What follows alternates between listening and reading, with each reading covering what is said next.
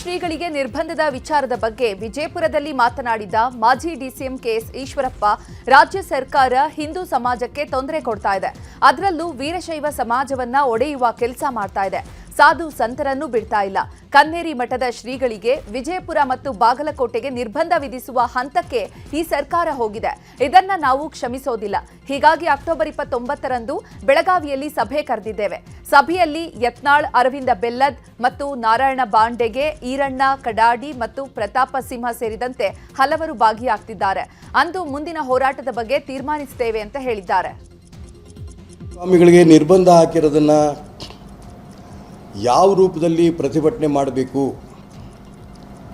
ಮತ್ತು ರಾಜ್ಯ ಸರ್ಕಾರ ಆ ನಿರ್ಬಂಧವನ್ನು ವಿಡ್ರಾ ಹೇಗೆ ಮಾಡಬೇಕು, ವಾಪಸ್ ತಗೋಬೇಕು, ಇದ್ರ ಬಗ್ಗೆ ಚರ್ಚೆ ಮಾಡೋದಕ್ಕೋಸ್ಕರ ಬೆಳಗಾಂನಲ್ಲಿ ಇದೇ 29ನೇ ತಾರೀಕು ಬೆಳಗ್ಗೆ 11 ಗಂಟೆಗೆ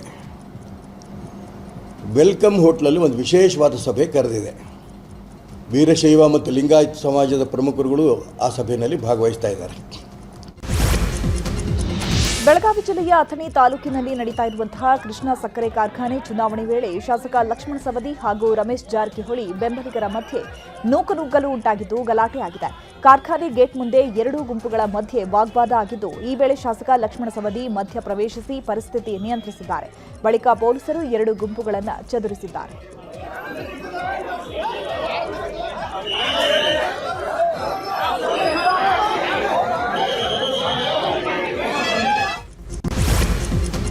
ಕೋಲಾರ ಜಿಲ್ಲೆಯ ಬಂಗಾರಪೇಟೆ ತಾಲೂಕಿನ ಟಿಎಪಿಸಿಎಂಎಸ್ ಚುನಾವಣೆಯಲ್ಲಿ ಕಾಂಗ್ರೆಸ್ ಭರ್ಜರಿ ಜಯಭೇರಿ ದಾಖಲಿಸಿದೆ. ಕಾಂಗ್ರೆಸ್ ಬಿಜೆಪಿ ನಡುವಿನ ಜಿದ್ದಾಜಿದ್ದಿಗೆ ಕಾರಣವಾಗಿದ್ದ ಚುನಾವಣೆಯಲ್ಲಿ ಕಾಂಗ್ರೆಸ್ನ ಶಾಸಕ ನಾರಾಯಣಸ್ವಾಮಿ ಬಣ ಭರ್ಜರಿ ಗೆಲುವು ಸಾಧಿಸಿದೆ.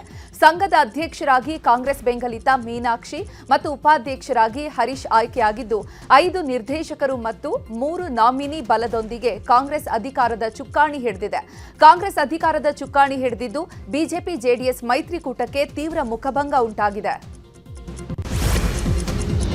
ಡಿಸಿಎಂ ಡಿಕೆ ಶಿವಕುಮಾರ್ ಕಾರ್ಯಗಳನ್ನು ಉದ್ಯಮಿ ಮೋಹನ್ ದಾಸ್ ಪೈ ಹೊಗಳಿದ್ದಾರೆ. ಈ ಕುರಿತು ಪೋಸ್ಟ್ ಹಾಕಿರುವ ಅವರು, ಡಿಕೆ ಶಿವಕುಮಾರ್ ಅವರು ನಾಗರಿಕರೊಂದಿಗೆ ನಡಿಗೆ ಕಾರ್ಯಕ್ರಮ ಮಾಡ್ತಿದ್ದಾರೆ. ಈ ಕಾರ್ಯಕ್ರಮದ ಮೂಲಕ ಜನರನ್ನ ಭೇಟಿ ಮಾಡುವುದು, ಸಮಸ್ಯೆ ಪರಿಹರಿಸಿ ದೊಡ್ಡ ಸಮಸ್ಯೆಗೆ ಮುಕ್ತಿಯನ್ನ ಕೊಡ್ತಾ ಇದ್ದಾರೆ, ಕಲೆ ಹಾಕ್ತಾ ಇದ್ದಾರೆ ಸಮಸ್ಯೆಗಳನ್ನ. 3 ತಿಂಗಳಲ್ಲಿ ಬೆಂಗಳೂರಿನ ಅಭಿವೃದ್ಧಿ ಬಗ್ಗೆ ಅನೇಕ ಉತ್ತಮ ನಿರ್ಧಾರವನ್ನ ಮಾಡಿದ್ದಾರೆ. ಜಿಪಿಎ ರಚಿಸಿ ಭಾರತದ ದೊಡ್ಡ ನಗರಕ್ಕೆ ಸುಧಾರಣೆ ಮಾಡ್ತಾ ಇದ್ದೀರಿ. ನೀವು ಎಲ್ಲಾ ಕಾರ್ಯಗಳನ್ನು ಪೂರ್ಣಗೊಳಿಸುವ ವಿಶ್ವಾಸವಿದೆ ಅಂತ ಡಿಕೆಶಿಯನ್ನ ಹಾಡಿ ಹೊಗಳಿದ್ದಾರೆ.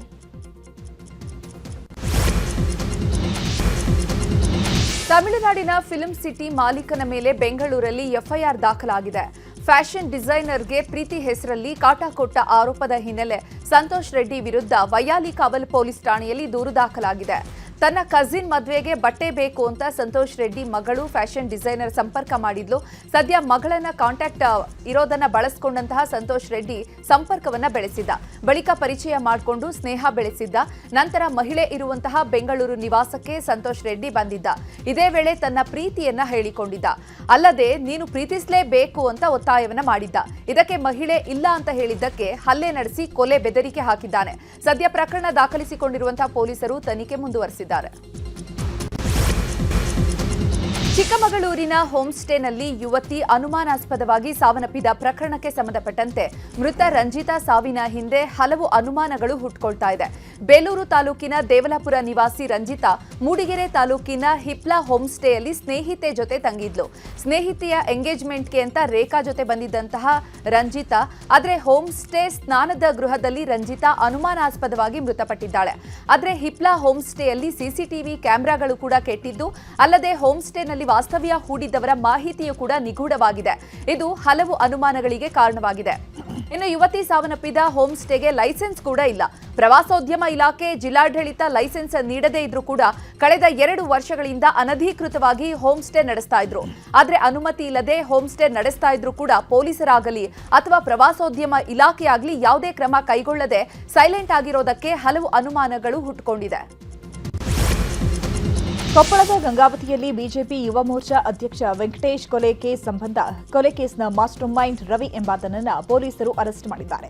ಕೊಲೆ ನಡೆದ 19 ದಿನದ ಬಳಿಕ ರವಿಯನ್ನ ಬಂಧಿಸಲಾಗಿದೆ. ವೆಂಕಟೇಶ್ ಕುರುಬರ ಕೊಲೆ ಕೇಸ್ನ A1 ಆಗಿದ್ದ ರವಿ ಹಳೆ ವೈಷಮ್ಯಕ್ಕೆ ಕೊಚ್ಚಿ ಕೊಲೆ ಮಾಡಿದ್ದ. ಸದ್ಯ ಈಗಾಗಲೇ ಕೊಲೆ ಸಂಬಂಧ 7 ಜನರನ್ನ ಬಂಧಿಸಲಾಗಿದೆ. ಇದೀಗ ಕೊಲೆ ಕೇಸ್ನ ಪ್ರಮುಖ ಆರೋಪಿ ರವಿ ಹಾಗೂ ಆತನ ಜೊತೆ ಗೌಳಿ ಗಂಗಾಧರ್ ಎಂಬಾತನನ್ನ ಬಂಧಿಸಿ ವಿಚಾರಣೆ ನಡೆಸಲಾಗ್ತಾ ಇದೆ. ಧರ್ಮಸ್ಥಳ ಬುರುಡೆ ಪ್ರಕರಣದ ತನಿಖೆಯನ್ನ ಎಸ್ಐಟಿ ಚುರುಕುಗೊಳಿಸಿದೆ. ನಿನ್ನೆಯಿಂದಲೂ ಬೆಳ್ತಂಗಡಿ ಎಸ್ಐಟಿ ಕಚೇರಿಯಲ್ಲಿ ಪ್ರಣವ್ ಮೊಹಂತಿ ಮೊಕ್ಕಾಂ ಹೂಡಿದ್ದಾರೆ. ಇನ್ನು ಪ್ರಕರಣಕ್ಕೆ ಸಂಬಂಧಪಟ್ಟಂತೆ ನಾಳೆ ಬೆಳಿಗ್ಗೆ 10:30ಕ್ಕೆ ವಿಚಾರಣೆಗೆ ಹಾಜರಾಗುವಂತೆ ಮಹೇಶ್ ಶೆಟ್ಟಿ ತಿಮರೋಡಿ, ಗಿರೀಶ್ ಮಠಣ್ಣವರ್ ಮತ್ತು ಜಯಂತ್ ಟಿ ವಿಠಲ್ ಗೌಡಗೆ ಎಸ್ಐಟಿ ನೋಟಿಸ್ ನೀಡಲಾಗಿದ್ದು, ನಾಳೆ ಎಸ್ಐಟಿ ಅಧ್ಯಕ್ಷ ಪ್ರಣವ್ ಮೊಹಂತಿ ನೇತೃತ್ವದಲ್ಲಿ 4 ವಿಚಾರಣೆ ನಡೆಯಲಿದೆ. ಹಾಸನ ಜಿಲ್ಲೆಯ ಬೇಲೂರು ತಾಲೂಕಿನ ಬಿಕ್ಕೋಡು ಗ್ರಾಮದಲ್ಲಿ 10ಕ್ಕೂ ಹೆಚ್ಚು ಕಾಡಾನೆಗಳು ಕೆರೆಯಲ್ಲಿ ಈಜಾಡುತ್ತಾ ಎಂಜಾಯ್ ಮಾಡಿವೆ. ಬಿಕ್ಕೋಡು ಸುತ್ತಮುತ್ತ ಗುಂಪಾಗಿ ಕಾಡಾನೆಗಳು ಓಡಾಟ ಮಾಡ್ತಾ ಇದ್ದು, ಕೆರೆಯಲ್ಲಿ ಕೆಲ ಹೊತ್ತು ಈಜಾಡಿ ದಡಕ್ಕೆ ಬಂದು ಸೇರಿವೆ. ಕಾಡಾನೆಗಳ ಈಜಾಟದ ದೃಶ್ಯ ಸ್ಥಳೀಯರ ಮೊಬೈಲ್ನಲ್ಲಿ ಕ್ಯಾಪ್ಚರ್ ಆಗಿದ್ದು, ಕಾಡಾನೆಗಳನ್ನು ಕಂಡು ಗ್ರಾಮಸ್ಥರು ಆತಂಕಗೊಂಡಿದ್ದಾರೆ.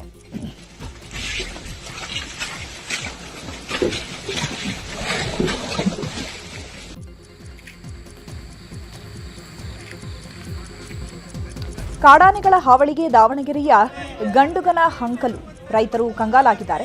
12 ವರ್ಷ ಕಷ್ಟಪಟ್ಟು ಬೆಳೆದಿದ್ದ ಅಡಿಕೆ ಮರಗಳನ್ನು ಕಾಡಾನೆಗಳು ಧ್ವಂಸ ಮಾಡಿದೆ. ಹೀಗಾಗಿ ರೊಚ್ಚಿಗೆದ್ದ ರೈತರು ಚನ್ನಗಿರಿ ವಲಯ ಅರಣ್ಯ ಇಲಾಖೆ ಕಚೇರಿ ಎದುರು ಅಡಿಕೆ ಮರ ಹಾಕಿ ಪ್ರತಿಭಟನೆ ನಡೆಸಿದ್ದಾರೆ.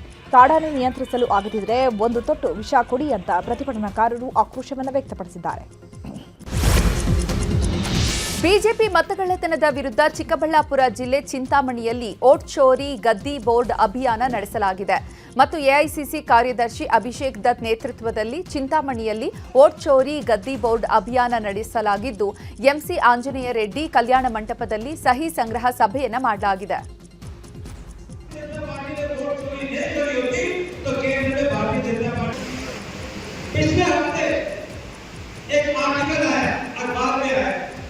कि आलोक के अंदर मादरपुरा के अंदर छोटे छोटे घरों में 100 वोट बना रखे हैं. ದಿವಂಗತ ಮಾಜಿ ಸಿಎಂ ಎಸ್ ಬಂಗಾರಪ್ಪ ಅವರ ಜನ್ಮದಿನ ಹಿನ್ನೆಲೆ ಶಿವಮೊಗ್ಗ ಜಿಲ್ಲೆಯ ಸೊರಬದ ಬಂಗಾರಧಾಮದಲ್ಲಿರುವ ಸಮಾಧಿಗೆ ಪುತ್ರ ಮಧು ಬಂಗಾರಪ್ಪ ಕುಟುಂಬಸ್ಥರೊಂದಿಗೆ ಭೇಟಿ ನೀಡಿ ವಿಶೇಷ ಪೂಜೆಯನ್ನು ಸಲ್ಲಿಸಿದ್ದಾರೆ. ಇನ್ನು ಹುಟ್ಟುಹಬ್ಬದ ಪ್ರಯುಕ್ತ ಬಂಗಾರಧಾಮದಲ್ಲಿ ವಿವಿಧ ಸಾಂಸ್ಕೃತಿಕ ಕಾರ್ಯಕ್ರಮಗಳನ್ನು ಕೂಡ ಹಮ್ಮಿಕೊಳ್ಳಲಾಗಿತ್ತು.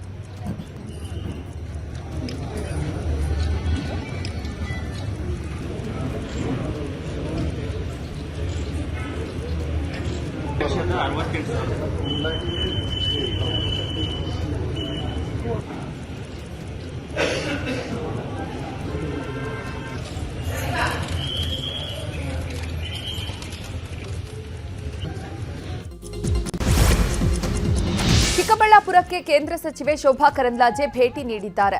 ಮುದ್ದೇನಹಳ್ಳಿಯ ಸತ್ಯಸಾಯಿ ಗ್ರಾಮಕ್ಕೆ ಭೇಟಿ ನೀಡಿ ಸತ್ಯಸಾಯಿ ಲೋಕಸಭಾ ಟ್ರಸ್ಟ್ ಕಾರ್ಯಕ್ರಮದಲ್ಲಿ ಭಾಗಿಯಾಗಿದ್ದಾರೆ. ಇನ್ನು ಚಿಕ್ಕಬಳ್ಳಾಪುರಕ್ಕೆ ಬಂದಂತಹ ಕೇಂದ್ರ ಸಚಿವೆ ಶೋಭಾ ಕರಂದ್ಲಾಜೆಗೆ ಬಿಜೆಪಿ ಮುಖಂಡರು ಅದ್ಧೂರಿಯಾಗಿ ಸ್ವಾಗತ ಕೋರಿದ್ದಾರೆ.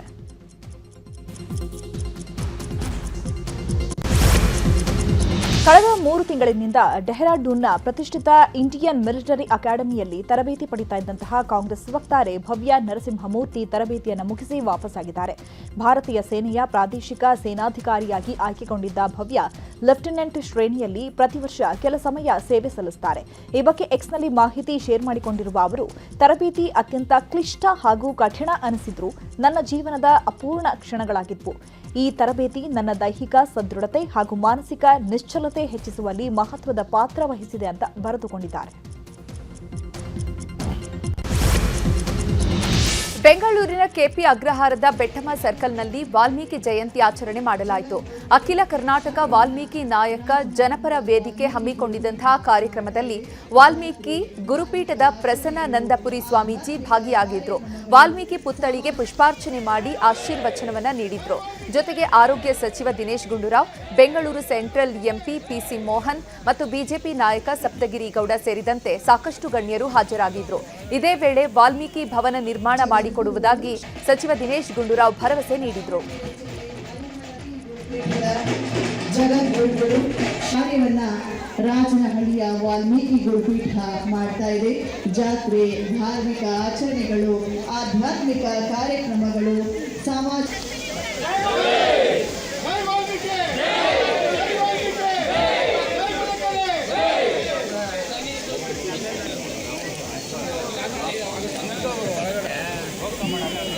ಜಗದ್ಗುರುಗಳು ದಾವಣಗೆರೆ ಪಾರ್ಶ್ವವಾಯು ಜಾಗೃತಿ ಸಲುವಾಗಿ ಅಪೋಲೋ ಆಸ್ಪತ್ರೆ ವತಿಯಿಂದ ರನ್ ಅಂಡ್ ವಾಕ್ ಆಯೋಜನೆ ಮಾಡಲಾಗಿತ್ತು. ಜಯನಗರದ ಕಿತ್ತೂರು ರಾಣಿ ಚೆನ್ನಮ್ಮ ಮೈದಾನದಲ್ಲಿ ಕಾರ್ಯಕ್ರಮ ನಡೆದಿದ್ದು, ರನ್ ಅಂಡ್ ವಾಕ್ ಕಾರ್ಯಕ್ರಮದಲ್ಲಿ ವೈದ್ಯರು, ವಿದ್ಯಾರ್ಥಿಗಳು, ಹಿರಿಯ ನಾಗರಿಕರು ಸೇರಿದಂತೆ ಹಲವಾರು ಜನರು ಪಾಲ್ಗೊಂಡಿದ್ದರು. ಜಯನಗರ ಸುತ್ತಮುತ್ತಲಿನ ರಸ್ತೆಗಳಲ್ಲಿ ಸಾವಿರಾರು ಜನರು ರನ್ ಮಾಡುತ್ತಾ ಪಾರ್ಶ್ವವಾಯು ಬಗ್ಗೆ ಜಾಗೃತಿ ಮೂಡಿಸಿದರು. ಸ್ಟ್ರೋಕ್ ರೆಡಿ ಹಾಸ್ಪಿಟಲ್ ಅಂದ್ರೆ ನಮ್ಮದಾಗಿರುವಂತಹ ಫೆಸಿಲಿಟೀಸ್ ಇರಬೇಕು. Not many hospitals have this in the city. Most important part is a team of doctors, which includes